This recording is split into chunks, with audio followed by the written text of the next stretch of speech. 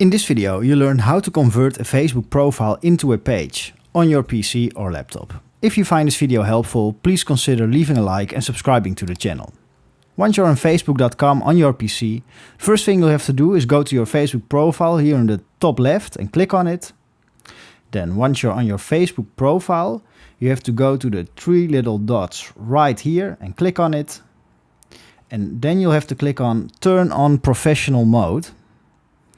And if you turn on the professional mode, it essentially converts your profile into a page and turns your Facebook friends into followers right away. So let's click on this and click on Turn On. And you can click on Done.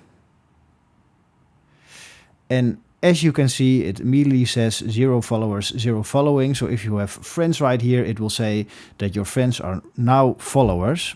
So that's how you convert a Facebook profile into a Facebook page. If you find this video helpful, please consider subscribing and leaving a like.